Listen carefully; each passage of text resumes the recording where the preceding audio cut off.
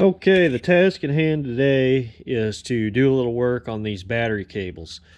This Massey calls for two 420 cold cranking amp batteries, one on each side. This right side actually has the original battery tray and a door that actually folds up and holds it in place. Well, the batteries that were in this tractor when I got it are way bigger than 420 cold cranking amps, so they don't actually fit with the door closed. I'll eventually trade those out, but this side's not too bad. This battery cable's somewhat flexible. It needs new lugs put on the end of it for sure. The power side is pretty stiff. This cable really needs replaced, and then the left side's way worse, extremely stiff. The insulation's actually broken on the positive battery here, and you just can't hardly get them pushed in there with the battery. So I have some 2-aught welding cable. It's much more flexible. I'm going to change that out, crimp on some new lugs, and should have that portion good to go. Yeah, you can see here I've done a little taping on it temporarily, but this had some sheathing over it, and also the insulation for the wiring is cracked, but these are extremely stiff, so that 2-aught's going to be a lot better to use. Also, I did a little modification on this battery tray and steps here. It was all mangled up when I got it, and I had some of this metal here that was, I'm not really sure what it was off of, but I welded it in here and made some steps out of it. It actually worked out pretty good. I don't have a plate to close up on the battery, but I'll probably just put something across that'll hold it in place when I get the proper sizing. So we'll see what we can do.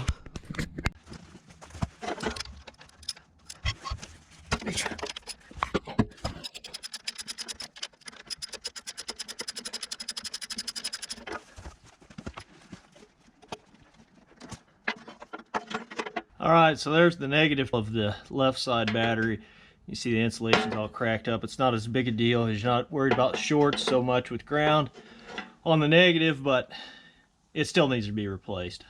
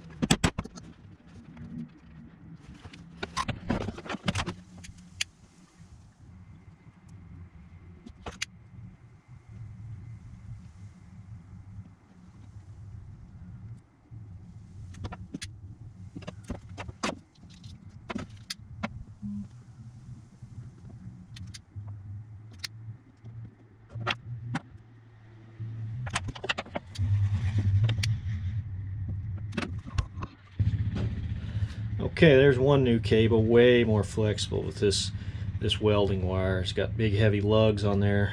Shouldn't be an issue.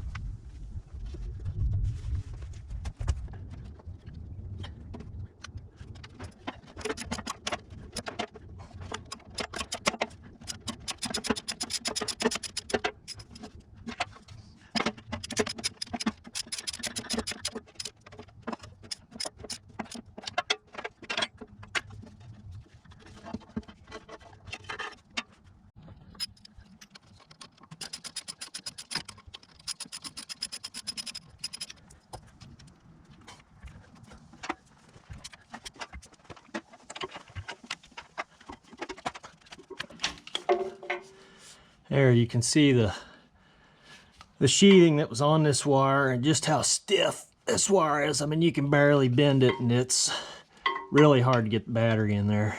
So get this one replaced. This cable's actually too long. I'm probably gonna shorten it by about 6 inches because it's just in the way, really.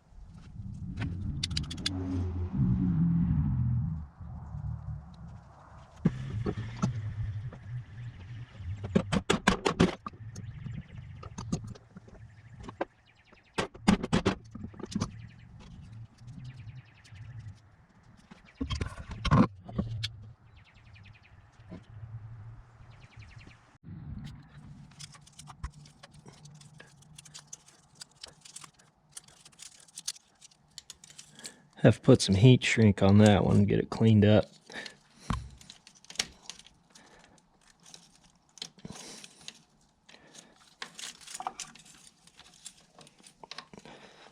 Here's the other power wire.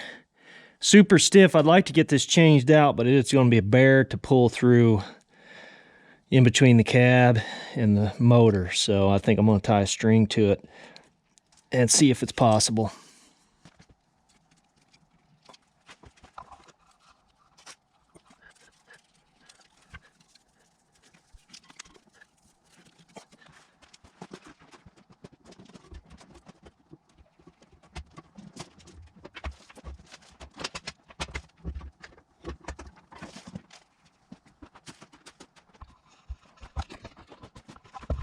Well, there we go. I got it pulled out.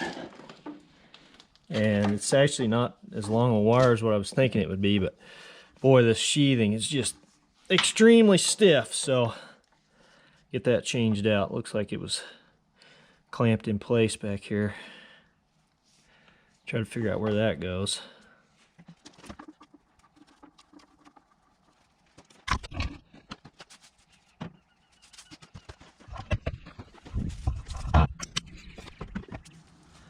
Well, it looks like this wire is actually the same length as the other power wire.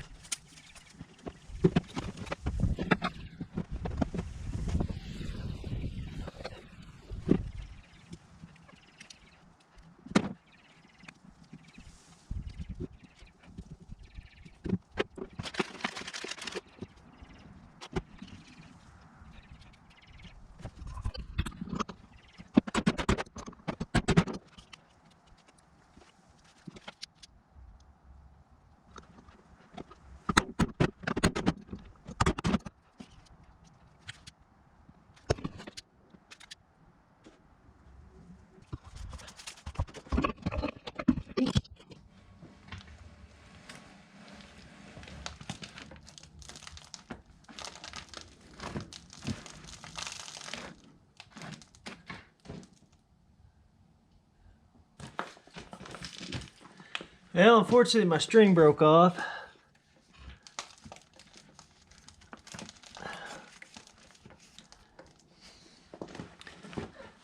I'm gonna have to figure out how to feed it back through there.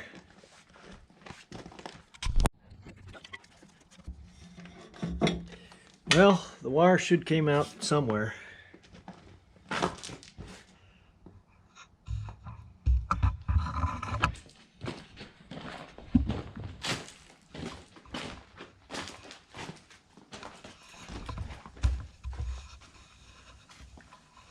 Fortunately, this cable broke off pretty close, so I was able to feed it on through the rest of the way. So I gotta get this lug bent. Actually, I may not even have to get it bent and hooked up to the starter solenoid, and this one will about be good.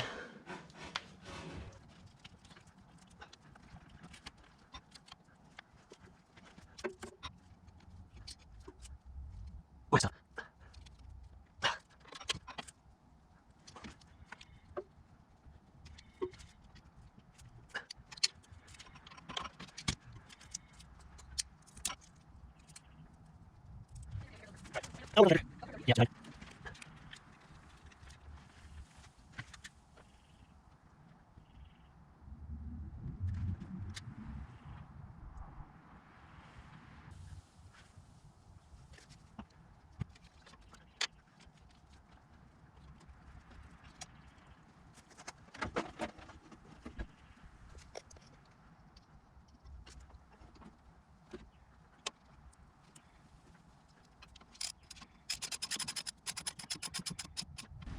Well, the ground cable on this side, the right side of the tractor, is not bad really. It's decently flexible, but it's way too long. I mean, it's coming all the way out here. So I think while I've got everything over here, I'm just going to go ahead and replace it, shorten it up a little bit, and should be done with the battery cables.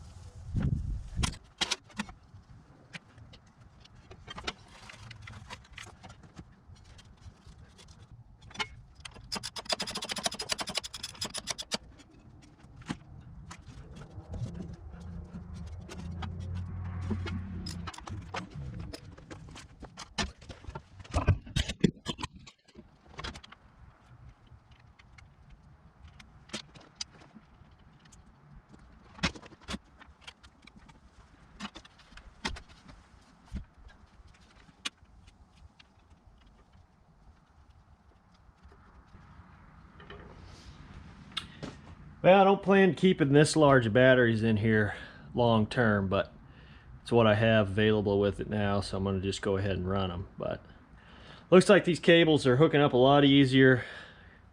They're moving a lot better. I can get the batteries in there much easier.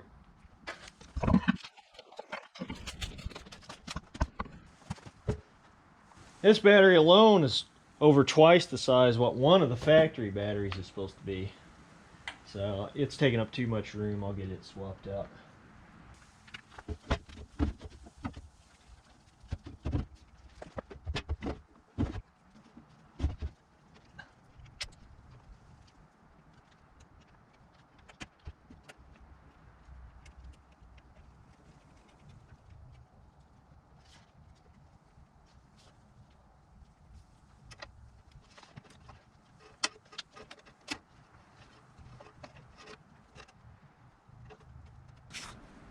Alright, I'm just going to run bungee straps around here till I get the appropriate size batteries and can get the container doors actually closed and held in place, keep the batteries from coming out. But I think that's going to be a lot better.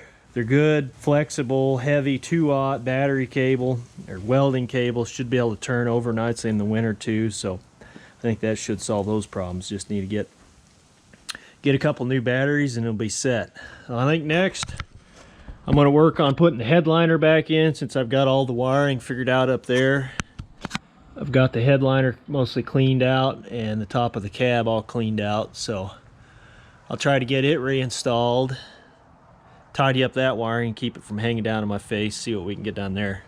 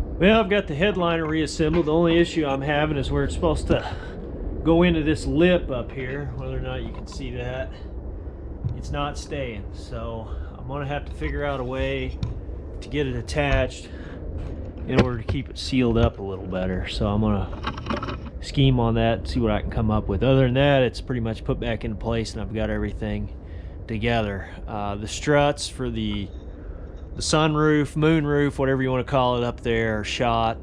This arm here's been modified that holds the door. I don't really plan on using them much, but it's just got booger welds on it, and if I do use the doors, that's going to have to be fixed. But main concern is getting that headliner back tucked up in so there's not a big gap. This side mirror here is cracked. I think I'm going to take it off. So see what I can get done.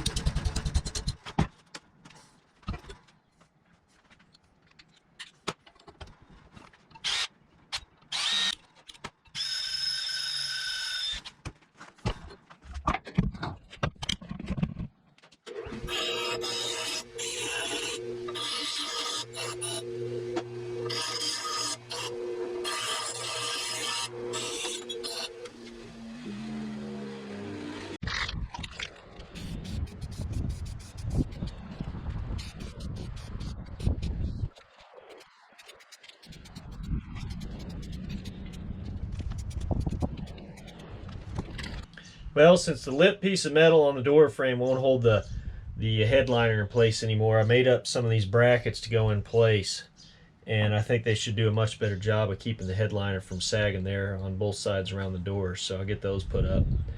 Should make a big difference.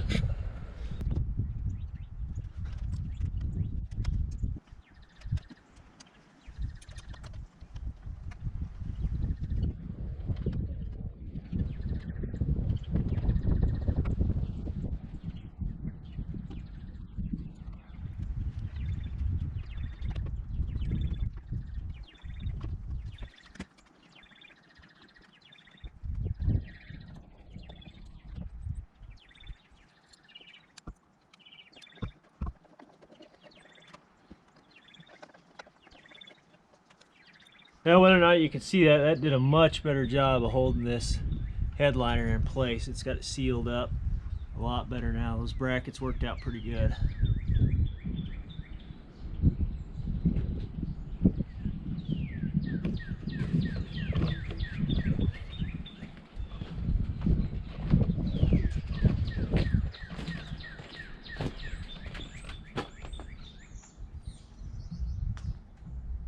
You see that lip still attached to this side.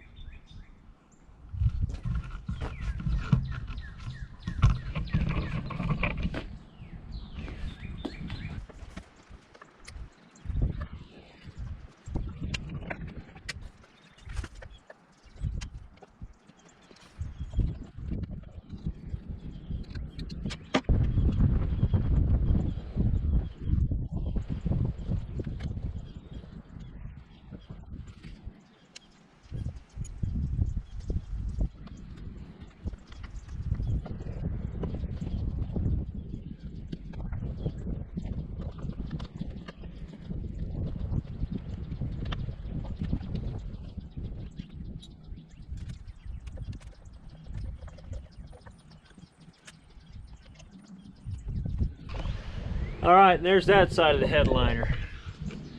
The headliner's completely reinstalled now.